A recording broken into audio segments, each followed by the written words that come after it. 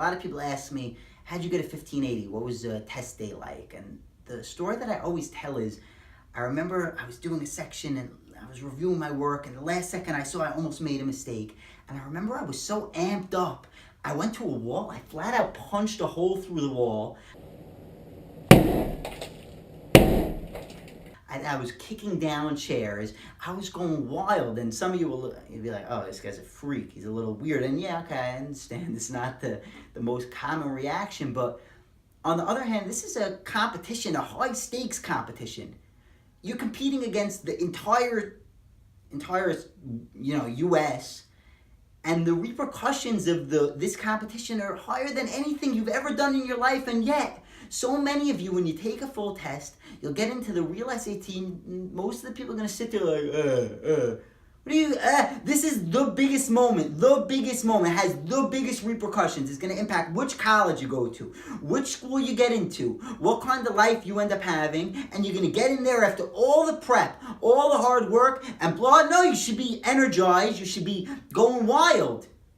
It's a real fact, but, and any of you that have been in our course and have taken multiple diagnostics, you could attest, it's hard. It's just not that easy to be energized and excited during the test. You get into the diagnostic on Sunday, on Friday, in your own time. You show up, and obviously you want to be there. Obviously you want to work hard. You showed up after school. You have better things to do. And then what happens? You can hardly focus. You start spacing out. It's challenging. And I think that the real truth is, if you could internalize in your head, you get there, you're going to be nervous. And you realize what a big moment this is and how exciting it is. I think that just that'll put you over the top.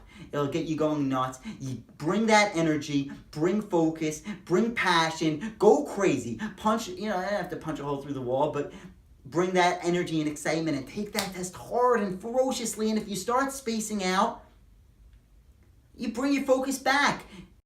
You come back to the test, you work hard, you win that psychological battle. And there's one other trick I could teach you, and this is something that's helped me gain an edge. You look around the room and you see all kinds of different people, different races, or maybe it's your friends you're taking it in Flatbush or wherever you take it, and you'll see some of them starting to space out. And what you need to realize is this itself presents the opportunity to be better than them, to be stronger than them. Look at anyone that's doing bad, that's weak, that's folding to the moment, and you be stronger. You be more energized. Use their weakness as a strength, because when you hit that boring passage, everyone in the world hits that at the same time and goes, oh, and starts spacing at every single person. And that is in itself the opportunity to be better, do better, and have a higher score. And that's the advice for today. So go into that test, bring the energy, the excitement, and get a higher score you could ever possibly imagine.